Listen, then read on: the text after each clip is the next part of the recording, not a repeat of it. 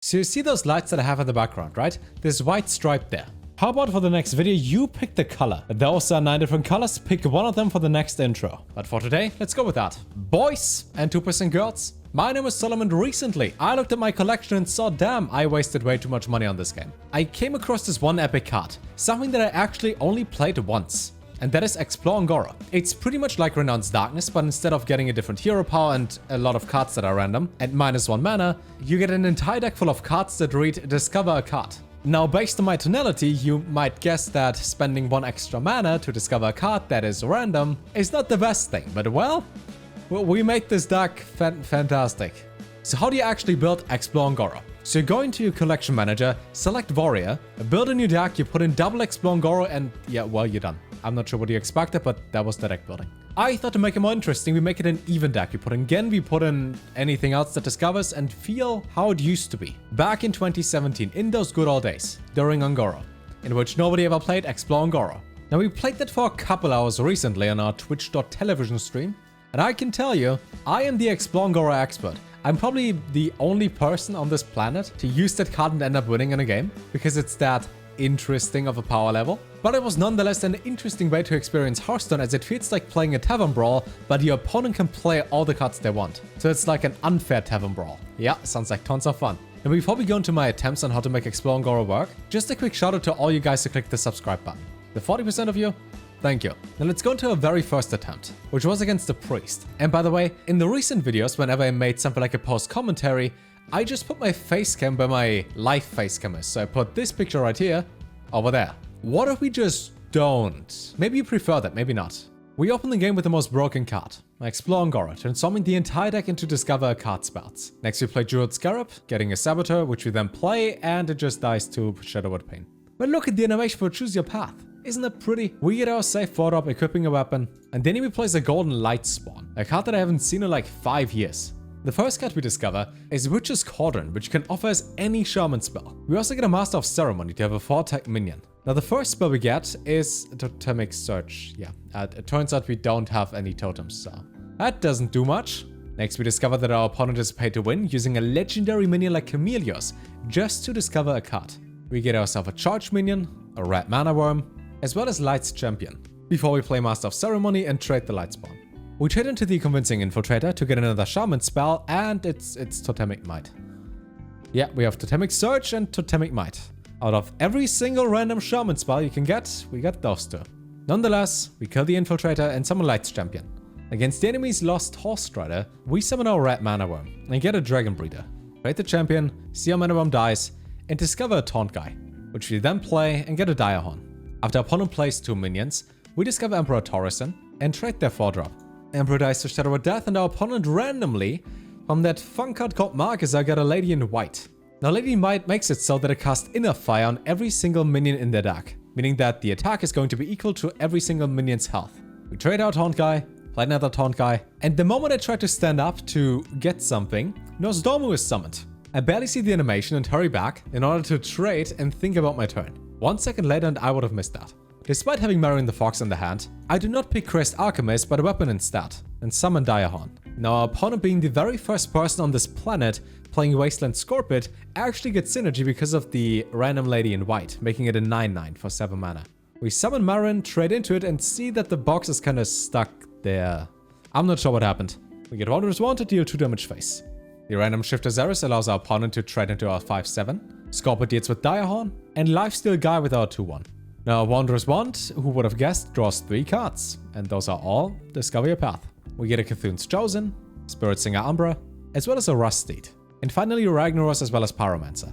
Right into Taunt Guy, and see that the opponent plays a Light Swell, which is now a 2-mana 5/5 thanks to Lady in White, which again was not starting in their deck. Fun fact at this point, Marcus at the beginning of your game, even though he shuffles 5 random legendaries into your deck, he can't give you duplicates. So if you play a Reno deck, for example, you would like to include Marcus for fun, he will never give you duplicates.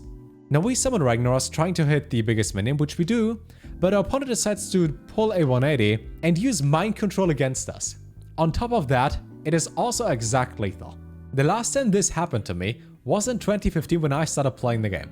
And with that we can safely say that a random card Priest is a little better than Explore Ungoro Warrior. And nonetheless, that was only the first game. And as every single YouTube video I've ever shown you, I might perhaps win a game at some point. So don't worry, this is not full of losses. The card is actually, it works, kinda.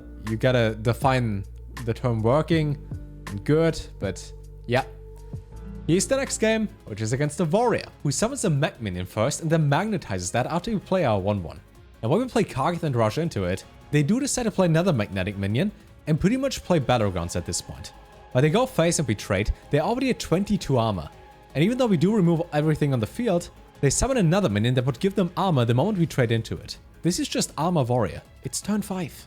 Now after turn 5 comes turn 6, but as you can see in the bottom left, the clock goes up because our opponent drops every single turn and gets more armor. So after we trade into their 5/5 and their 4/1 and we summon Don on show, I give my opponent one last chance to not roll for once. And after they played their Dry Whisker, they decided to take like 50 seconds, so we played the Human Benchmark, the reaction time test. What you gotta do is wait for green and then press. As you can tell, under 190 milliseconds. With their reaction time, we also drop our Giant and Taunt minion to then mess up the order and discover last. We go for a Light Forge as it is actually active. Considering that all the cards in my deck are Choose a Path from Explore Ungoro, we don't have a single neutral card. Next we play the Chimp test, in which you have to remember the order of the numbers and where they're at. We managed to get 6, he managed to get 7, and then I perhaps misclick. Now back to playing Hearthstone. After double Snap, we decide to trade into everything and remove the entire field. That meaning that we leave 2 minions up, but that's still the entire board. We use Deadman's Hand to shuffle 8 or 9 cards into our deck, and then use Explore Ungoro to get extra things to discover. After Bitter Rage, we draw 3 cards, discover a decent 10 drop, and even an 8 mana 7/7. Lastly though, we get a big boy. We get Linecracker, a card that can potentially win you games. While our opponent plays Abomination and trades their 1/1s, we remove it, don't discover an Ogre but Malygos instead, here opponent play Linecracker. Now, like a couple turns ago, our opponent decides to play Battlegrounds again and summons a Security Rover, against which I play my Death Knight Garrosh, who not just has an AoE Whirlwind effect, but also a weapon that deals damage to adjacent minions. I, for some reason though, forgot how the order would be, and I just attack. Yeah, that turn could have been better potentially. But nonetheless, we remove 2 minions, and there's only a 2/1 Rover left. Next, our opponent decides to play a minion that we haven't seen in like 2 years since Shadowwalk got nerfed. And that is the guy who summons Annoyatrons. I pick a minion that doesn't matter, and then see this one spell which reads, this minion also deals damage to adjacent ones, and I was thinking, if I equip that onto Linecracker and I destroy 3 minions, do we get the overkill effect multiple times? According to Twitch chat, that would be true, and I thought, let's just test that.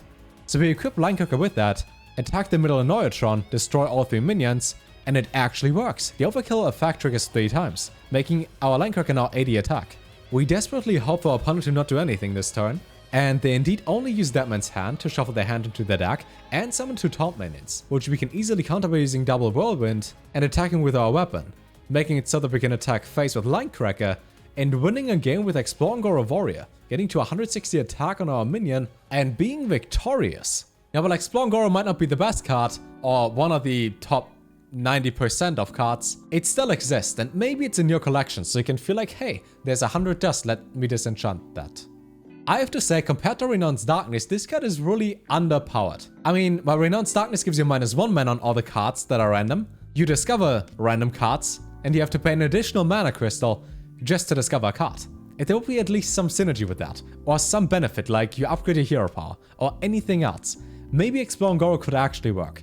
But exactly as when I played that like 7-8 months ago, and then a couple days ago, Explore Ungoro is just way too bad to ever really function in a deck. Live tomorrow on twitch.tv on, yeah, we're playing Hearthstone. You could leave a like, it's free. I'm gonna get some ideas for videos, make some thumbnails, you know, do the whole YouTube, Twitch thing stuff, which you can hear about on my second channel. I'm not sure how many things I should plug within like 1 minute. And with that, take care.